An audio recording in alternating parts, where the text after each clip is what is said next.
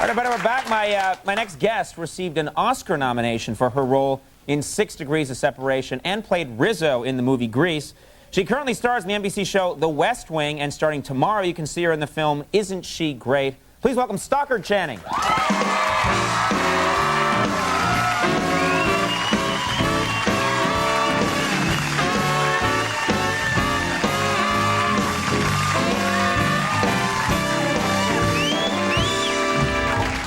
We need to help you with this. Is this right? Yes. Yeah, we must amplify you. There you go.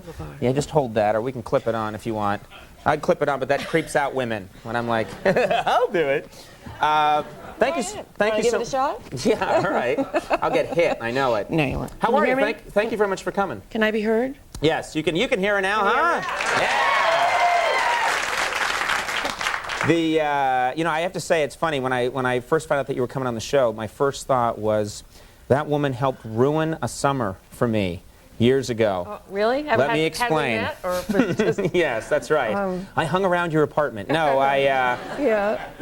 This is back when I was in high school, I guess. I was a camp counselor. I see. And it was the summer, and I had 8- and 9-year-olds, and it was the summer that Grease came out, and all the kids would sing over and over and over again was Summer Lovin' over and over till my ears were bleeding. Yeah, yeah. And I just remembered thinking, like, it was a great movie and everything, but those kids, by the end of the summer, had me hating it. Well, those kids are here with us tonight, probably. Right, that's the problem. Well, you can imagine how I felt. Yeah, really? No, it was, it was... Just a whole summer of walla, walla, walla, exactly. boom. And you're like, I know. It was a little bit like that, but no, it is true. It's still out there. Well, it lives among us. Well, you know, you've done so much great work. Yes, I was reading about. I know you've done so much great work, but it's funny how just one thing can just they'll keep singing it at you probably. Well, I suppose I should be grateful that I'm at least physically recognizable, since it was, you know, quite a few years ago. So I should take it as flattery, you know, when people say. It's a nice thing. People love it. They love it. Now I understand that you travel a lot. You have to travel a lot as part of your work, but you always bring your dogs, which kind of fascinates me. I want to ask you about this because I literally have to get in a plane tomorrow, and I hear you have a dog. I have a dog, yeah. Retriever. I have a golden retriever. You know, we'll just talk amongst ourselves, your doggy talk, because. And have you ever traveled with your dog? No, my dog and I do not speak. Oh. Yeah. We're in a bit of a fight right now. We communicate through my lawyer. My dog is suing me right now. I see. No, you know what I've never done? I will take like road trips with my dog. I've never put my dog on the plane. On a plane because don't you? There are all these rules. I know, but there's always rules. Also, we get frightened. I mean, because we put them on the plane, and what's going to happen to them? It's very cold out right now, you know. And I was very concerned about putting them on the plane tomorrow. I didn't know if I should get an old turtleneck or something. Well, what are they? Are we talking about putting the dog in the crate and putting him in the storage compartment? Oh yeah, we're talking. You know, a semi is going to pull up to the airport tomorrow with crates and. And you see how they handle your luggage. Do you know what I mean? So that's where you get worried. I know. Because it's one thing if you lose. Out how cold it is, you know, and things like that. So I'm a little concerned. But would you put your dogs on a plane? Should I go for it? I don't. I would want my dog up in the cockpit. I mean, should I talk about it on national television? So if something happens, they'll, you know. I've never done it. I would just, you know, I've never done that yet. Now, what about the drugging thing? Do they have to? Sometimes people say they give the dog a sleeping pill, and so that the dog for like 3 weeks after you get to wherever you're going is like, hey. Now, mine are so depressed about the idea of getting on the plane anyway that I don't have to drug them. They are drugged. They look over their shoulder at me. It's like, this is the last time you're going to see my face. Right. Until, you know, the crate opens and it's, you know, like that. How many dogs do you have? You have two dogs? I have two. A 50-pounder and a 75-pounder. Oh. Yeah. Those are big dogs, so one can ride the other. No, that's nice. They look at each other. Just get on top and come on, boy. Stackers. Yeah. Yeah. Okay. Are they both neutered?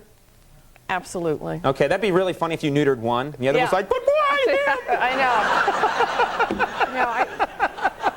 Yeah, they're. And yours? Yeah, you know, my dog is neutered. Yeah, did it myself. Yeah. Oh,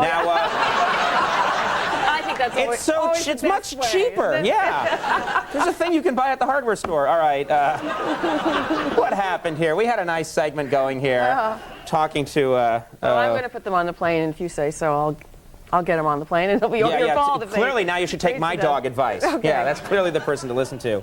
Congratulations also on West Wing, which people love this show. Yeah, it's a great show. It's doing really well. You have to be happy about that. You're playing the First Lady. Yeah, I think it's nice for Rizzo to be the First Lady of the United States. Yeah. I think it's a step in the right direction, better that than the other way, I would think. Right. Well, no, one thing is when I've noticed is that the times that I've seen the show, I keep thinking to myself, my God, I would vote for Martin Sheen to be president. Absolutely. Because he looks like a really cool president. He is. He's a great guy. He's very smart. He's very well informed and all that. He does have, I'm going to tell the story on Martin now.